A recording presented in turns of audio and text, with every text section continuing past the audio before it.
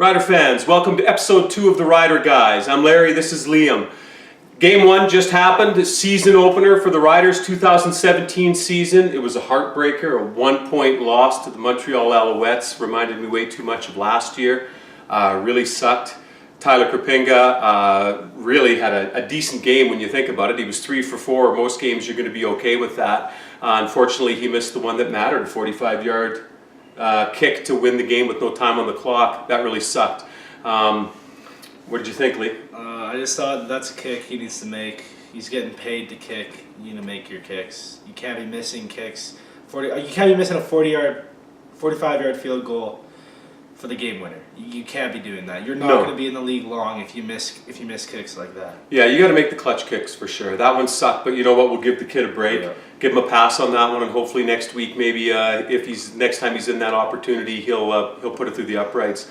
As far as the game went itself, I think it was up and down for the most part. I mean, Kevin Glenn played okay. I think he had, 298 yards? Yeah, he was 31 for 44, 298 yards with 1 touchdown. Yeah, I mean, he was okay. I think there was a few times when we were in the red zone there that would have liked to have seen us come out with a touchdown as opposed to a field goal, but I mean, it is what it is. But there were times, though, where we were in the red zone and it was like 2nd and goal and they put Brandon Bridge in to throw the ball, and it was like you can't. I didn't like that situation. Call. Yeah, I didn't like that call, especially on the play that it was. It was like a timing pattern. It was a little fade to the back corner of the end zone. Brandon Bridge they were on the 10-yard line or something like that, weren't they? Or 8-yard line. They put Bridge in, and it was like you can't put Bridge in that situation. Yeah, you can't do that to a guy. That I didn't like that call in the game yet. I didn't think it was fair to him. He was cold right off the bench, and a pass like that, there's a lot that goes into it. You got to be bang on, and that was a real timing pattern, and they missed it, unfortunately. So they ended up just coming away with the field goal. Yeah. The one thing that stuck out for me too was the amount of penalties. I think we had about 12 penalties for over 100 yards. You can't do that. They got to start cutting down on the penalties. I think we had close to yardage-wise. I think we were almost twice as many penalty yards as Montreal had, and that's a killer. And we had some turnovers as well, and you do that, you're going to lose. And that part of it reminded me way too much of last year, where we had too many holdings, stupid stuff. It was like, and things always getting called back, and it's just like something finally goes good, holding, drive killers. Exactly. It's just 3-down football. You can't do that in 3-down football. It's. What were some of I mean, you know, with that being said, there was some good points to the game too. I thought that Dembski had a real breakout game. He really showed what he can do. I was pretty impressed with him. I think that, like, me, from last year's perspective, I didn't like Nick Dembski that much. I thought he dropped too many balls. He kind of had the Chris Getzlaff thing where he would, like, he couldn't catch. You're not a big Getzlaff fan, are you? Not really. But he couldn't really catch with his hands. He was more of a chest catcher, and it looks like in the off season he really worked on that. I think he did. He was making some fantastic catches out there. He had 7 receptions for 87 yards, which is actually really good. For him, I don't know if he had a game that eclipsed those numbers in his career yet. No, that's a good start to the season, and I hope he can keep doing that. It is. Bakari Grant, in his first game with the Riders, had a touchdown. That was nice to see. I think he's going to be an impact guy. Roosevelt, same thing. I think his season's just going to get stronger and stronger as it goes on. Roosevelt didn't get thrown to that much. He had like 50-some yards off like 4 or 5 receptions. I think that, in my opinion, he needs to be thrown to 12 times a game. When he's our best receiver on the team, you can't be throwing to him 4 or 5 times a game. No, that's unacceptable. He should have been thrown to at least 10 times that game, in my opinion. He's an all-star receiver, and hopefully they're going to start utilizing him a little bit more. And I think that they will. I think that this week against Winnipeg, you're going to. I think Roosevelt hopefully is going to have a big game. First game at Mosaic Stadium. That's going to be exciting.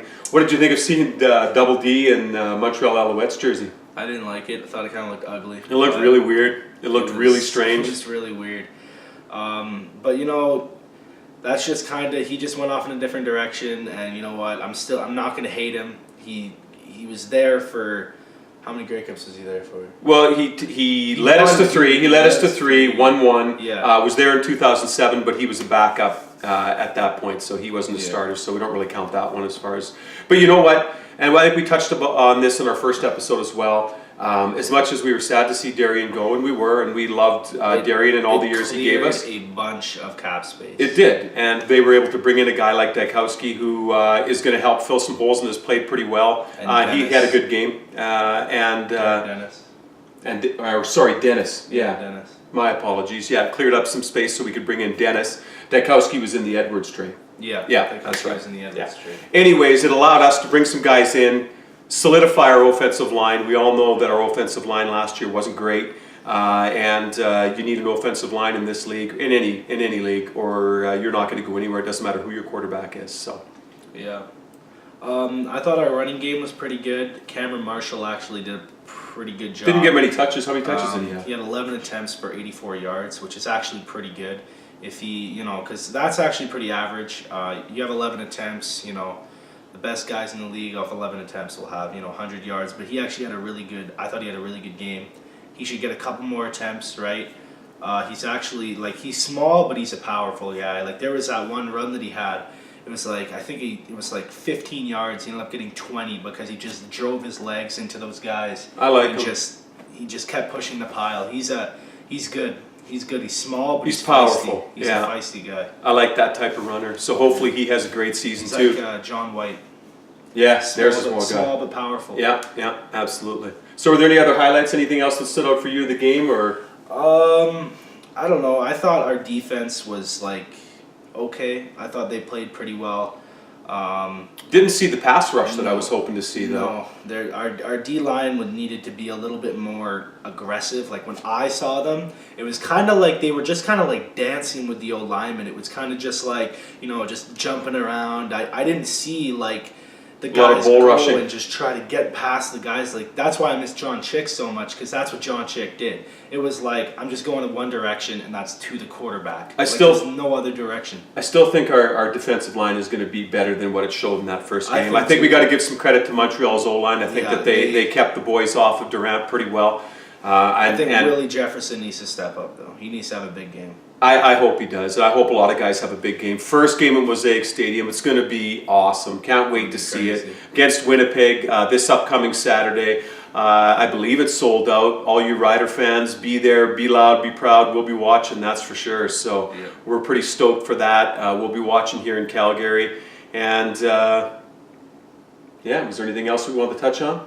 I don't think so. I think that was about it. Yeah, that's pretty much it. Well, we'll definitely check in for episode 3 on the flip side of the Rider Winnipeg game, the home opener. We are going to be making a pilgrimage back to the homeland in August. We're going to be going out there. I believe it's the BC game, August 13th, something like that. We're going to be out there for that game. Can't wait. That's going to be awesome. Can't wait to see the new stadium. We had to go in the inaugural year. Just something that we couldn't pass up. It looks fantastic. It looks like an amazing facility. So until next episode, we'll see you next time, and go Riders.